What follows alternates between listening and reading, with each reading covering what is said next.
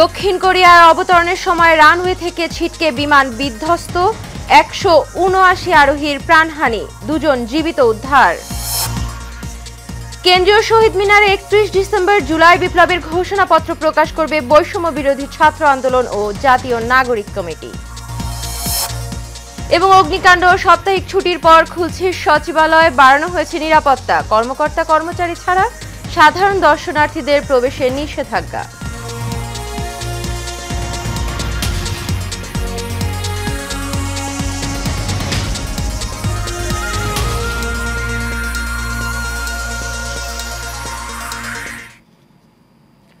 স্বাগত এশিয়ান নিউজে। পুরো সময় জুড়ে আপনাদের সঙ্গে রয়েছে আমি অরণ্য বিনতি ইউনুস। এতক্ষণ শুনছিলেন বিআরবি কেবল ইন্ডাস্ট্রিজ লিমিটেড সংবাদ শিরোনাম। চলে যাব পুরো খবরে। ছাত্র জনতার অভ্যুত্থানকে সমুন্নত রাখতে জুলাই বিপ্লবের ঘোষণাপত্র প্রকাশ করবে বৈষম্য বিরোধী ছাত্র আন্দোলন ও জাতীয় নাগরিক কমিটি। আগামী মঙ্গলবার কেন্দ্রীয় শহীদ মিনারে ঘোষণাপত্র পাঠ করা হবে। ঘোষণাপত্রে জুলাই গণ অভ্যুত্থানের স্পিরিট বা জন আকাঙ্ক্ষাকে দালিলিক রূপ দেওয়া হবে। শনিবার বৈষম্য বিরোধী ছাত্র আন্দোলনের পক্ষ থেকে বিষয়টি জানানো হয়েছে। জানা গেছে, শহীদ মিনারের সব দলমতের মানুষকে যেতে বলা হয়েছে।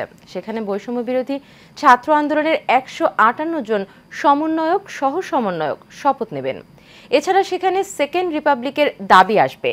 জাতীয় নাগরিক কমিটির সদস্য সচিব আক্তার হোসেন বলেন, জুলাই বিপ্লবের ঘোষণাপত্রে ঐতিহাসিক ব্রিটিশ সময় থেকে বর্তমান সময়ের সব ইতিহাস আসবে এবং এতে জুলাই ছাত্র জনতার অভ্যুত্থানও অন্তর্ভুক্ত হবে।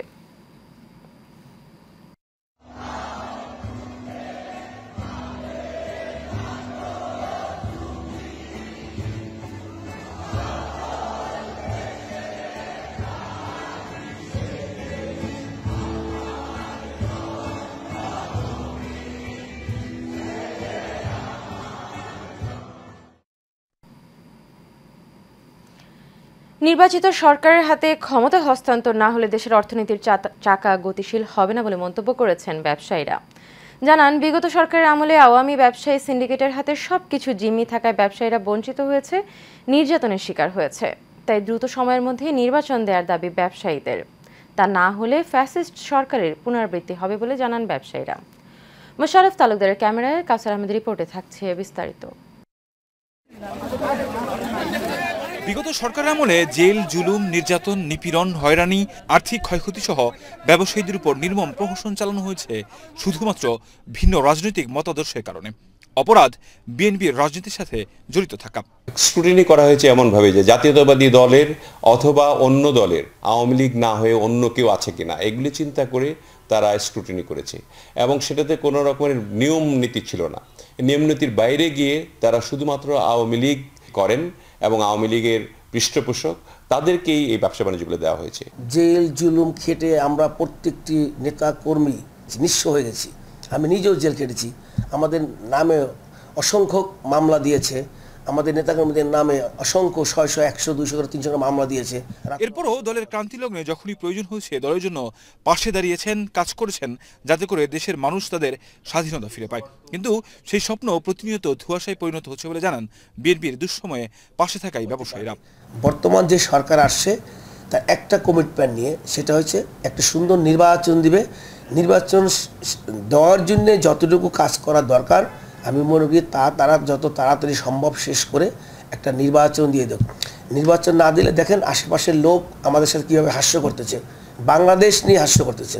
যেভাবে এখন দেশ চালাচ্ছেন তাতে করে আমাদের যারা আমরা রাজনীতিতেও আছি আবার ব্যবসাতেও আছি তাদের জন্য আমরা বুঝতে পারি যে ব্যবসায়িক অঙ্গনগুলির কি অবস্থা। একটি টেন্ডারও এখন পর্যন্ত আপনার হচ্ছে না, দেশের মানি সার্কুলেশন নাই, এমনি তো টাকা পাচার হয়ে শেষ হয়ে গেছে। তার মধ্যে মানি সার্কুলেশন না থাকাতে আপনার প্রত্যেকটি মানুষের মধ্যে একটি ক্ষোভ বিরাজ করছে। তবে ফ্যাসিস্ট সরকারের পতন হলেও নির্বাচনী রোডম্যাপ সামনে না থাকায় ব্যবসা বাণিজ্যে আরও সংকট তৈরি হচ্ছে বলে জানান তারা।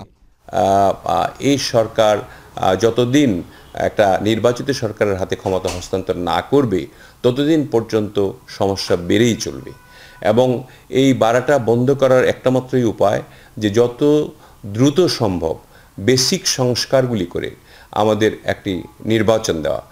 বর্তমান সরকারকে অতি জরুরি মানুষের ভোটের অধিকার ফিরিয়ে দিতে হবে একটি সুন্দর সুষ্ঠু নির্বাচন দিতে হবে, যেই নির্বাচনের মাধ্যমে বাংলার মানুষ তাদের আকাঙ্ক্ষা, তাদের যে 18 বছরের আশা, সেটা প্রতিফলন হবে। চলমান নানা সংকট মোকাবেলায় একই সাথে বিভিন্ন দেশের সাথে কূটনৈতিক সম্পর্ক বজায় রাখতে, সেই সাথে অর্থনীতির চাকা সচল করতে নির্বাচিত সরকার প্রয়োজন বলে জানান বিএনপির ব্যবসায়ী নেতারা। এবং নির্বাচন কমিশন বলেছে যে আমরা মার্চের মধ্যে এটাকে আপডেট করতে পারি, এবং আপডেট করলে আর কি সংস্কার থাকে। কাউসার আহমেদ, এশিয়ান টেলিভিশন, ঢাকা। অগ্নিকাণ্ড ও দুদিনের সাপ্তাহিক ছুটির পর আজ যথারীতি খুলছে সচিবালয়। তবে আগুনে ক্ষতিগ্রস্ত বিভিন্ন মন্ত্রণালয়ের অফিসগুলোর কাজ অন্য স্থানে শুরু হয়েছে। এর আগে বৃহস্পতিবার কর্মচারীরা অফিসে ঢুকতে পারলেও সচিবালয়ের কার্যক্রম ছিল সীমিত।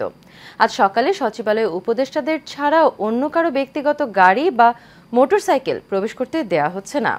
এছাড়া সবার কার্ড পরীক্ষা করে ভেতরে ঢুকতে দেওয়া হচ্ছে। নিরাপত্তার জন্য সচিবালয়ের বাইরে আইন শৃঙ্খলা বাহিনীর সদস্যদের বাড়তি উপস্থিতিও লক্ষ্য করা যায়। এর আগে গতকাল শনিবার সচিবালয় খোলার জন্য দিনভর প্রস্তুতি নেওয়া হয়েছে। ক্ষতিগ্রস্ত 7 নম্বর ভবন ছাড়া বাকি ভবনগুলোর বিদ্যুৎ ব্যবস্থা স্বাভাবিক হয়, সেগুলোতে যথারীতি কাজ চলছে বলে জানা গেছে।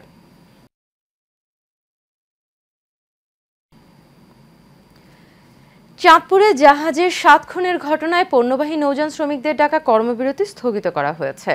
শনিবার রাত 9:30টায় বিষয়টি নিশ্চিত করেছেন বাংলাদেশ নৌযান শ্রমিক ফেডারেশনের সভাপতি শাহ আলম ভূঁইয়া। তিনি বলেন, 7 খুনের ঘটনায় কর্মসূচি স্থগিত করা হয়েছে।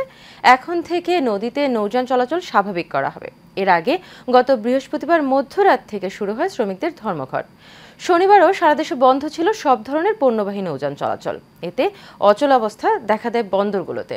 গত সোমবার দুপুরে চাঁদপুরের হাইমচরে মেঘনা নদীতে এমবি আল বখেরা জাহাজ থেকে 5 জনের মরদেহ এবং 3 জনকে মুমূর্ষু অবস্থায় উদ্ধার করা হয়। পরে হাসপাতালে আরও 2 জন মারা যান।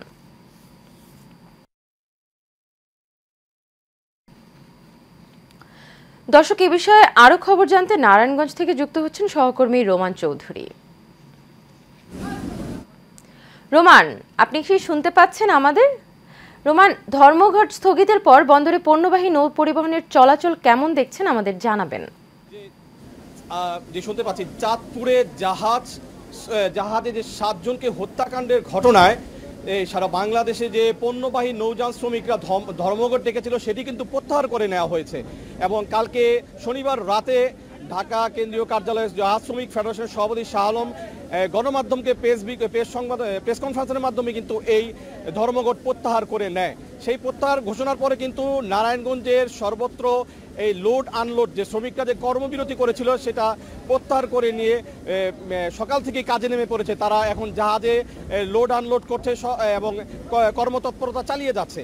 তো মূলত যেই কারণে এই কর্মসূচি প্রত্যাহার করে নিয়েছে বলে আমাদেরকে জানিয়েছেন, যে সেটা হচ্ছে সরকারের কাছ থেকে তারা কিছু আশ্বাস পেয়েছেন, যে যেই কারণে এই হত্যাকাণ্ডের ঘটনায় যে তারা যে দাবি দেওয়া ছিল 7 দফা দাবি দিয়েছিল, এবং দাবি দেওয়ার পাশাপাশি তারা সবচেয়ে যে স্পষ্ট বার্তা দিয়েছিল যে তাদের নিরাপত্তা দরকার। নদীপথে চলাচলের সময় বিভিন্ন সময় তাদের যে ছিনতাই এবং বিভিন্ন লুণ্ঠন ও ডাকাতির ঘটনা ঘটে, তা থেকে তারা নিরাপত্তা চায়। এবং এই চাঁদপুরে জাহাজে যে 7 জনকে হত্যাকাণ্ডে যে ইরফানকে গ্রেপ্তার করা হয়েছে, তাকে যেন এই সুষ্ঠু তদন্ত করে এর নেপথ্যে কে কে জড়িত আছে তাদের যেন গ্রেপ্তার করা হয়, সেই থেকে আশ্বাস কিছুটা পেয়েই এখন কিন্তু ধর্মঘট প্রত্যাহার করে নেওয়া হয়েছে। তা আমি যদি আসলে আপনাদেরকে দেখাতে চাই যে এই কর্মবিরতির পরে কিভাবে শ্রমিকরা নারায়ণগঞ্জের নিতাইগঞ্জের লোড আনলোডের কাজ করছে, সেটাই আমি আপনাদেরকে দেখাতে চাচ্ছি। তো এখানে কিন্তু সবাই শ্রমিকরা নেমে পড়েছে, এবং শ্রমিকদের কিন্তু একটাই দাবি যে তাদের সর্বোচ্চ নিরাপত্তা চায়, এবং যে দফা তাদের যে 7 দফা রয়েছে 7 দফার মধ্যে তারা যে মজুরি বোর্ড আছে, এই মজুরি যেন তাদের সামর্থ্যযোগ্যভাবে তাদেরকে পরিশোধ করা হয়, এবং তাদের যে বর্তমান মজুরিটি আছে আসলে মজুরি তাদের সামর্থ্যযোগ্য নেবে তারা কিন্তু অভিযোগ করে যাচ্ছেন। তো এখানে নারায়ণগঞ্জের এই লোড আনলোড বন্ধ থাকায় কিন্তু 2টি শ্রেণী ক্ষতিগ্রস্ত হচ্ছিল, এবং নারায়ণগঞ্জের বিআইডব্লিউ কর্মকর্তা নাহিদও কিন্তু আমাদেরকে জানিয়েছিলেন যে এভাবে যদি ধর্মঘট চলতে থাকে তাহলে ব্যবসায়িক ক্ষেত্রে একটা বিরূপ প্রভাব পড়তে পারে। তাই সেই ক্ষেত্রে যে এখন ওই কর্মবিরতি থেকে ফিরে তারা যে এখন কাজে ফিরেছে, এখানে একটু ব্যবসায়ীরা স্বস্তি পাচ্ছে। তো এখানে কিন্তু আরেকটি বিষয় গতকাল শ্রমিক ফেডারেশনের সভাপতি শাহ আলম জানিয়েছে, তারা কিন্তু যে সরকারের পক্ষ থেকে আশ্বাস পেয়েছে, সেই আশ্বাস কতটুকু বাস্তবায়ন হবে সেটা কিন্তু তারা নজরে রাখছে।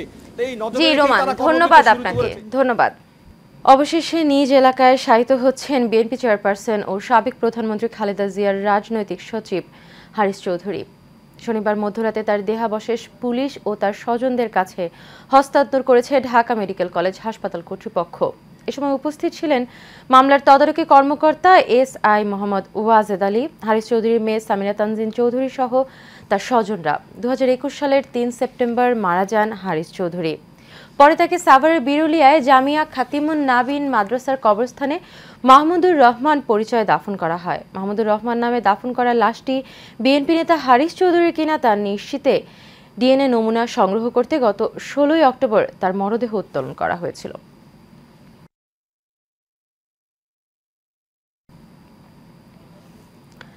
সাভারের হেমায়েতপুরের পদ্মার মোড় এলাকায় গার্মেন্টস শ্রমিকদের পিসি নির্বাচন অনুষ্ঠিত হয়েছে। শ্রমিকদের সাথে মালিক পক্ষের আন্তরিকতার বন্ধন সৃষ্টি হওয়ার লক্ষ্যে নির্বাচন হয়।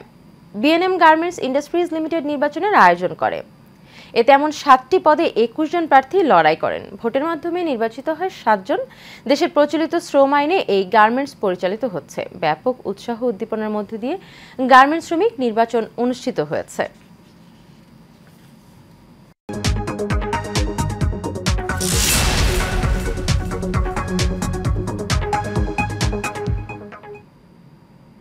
নরসিংদীতে বাণিজ্যিকভাবে সূর্যমুখী ফুল চাষ করে আশার আলো দেখছেন কৃষকরা।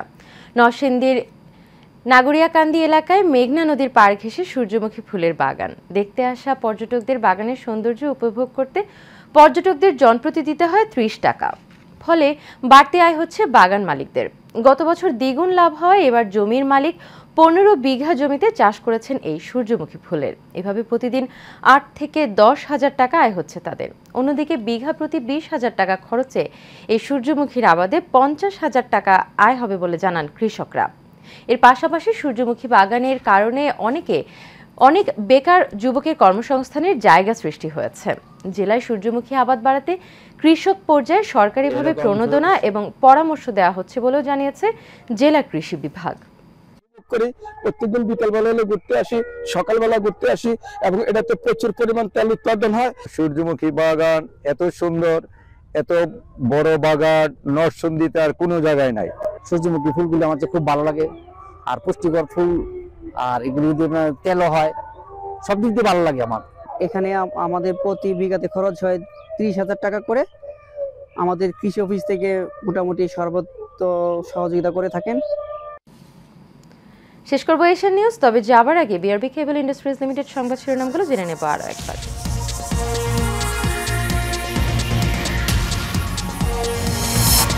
দক্ষিণ কোরিয়া অবতরণের সময় রানওয়ে থেকে ছিটকে বিমান বিধ্বস্ত, 179 আরোহীর প্রাণহানি, 2 জন জীবিত উদ্ধার। কেন্দ্রীয় শহীদ মিনারে 31 ডিসেম্বর জুলাই বিপ্লবের ঘোষণাপত্র প্রকাশ করবে বৈষম্য বিরোধী ছাত্র আন্দোলন ও জাতীয় নাগরিক কমিটি।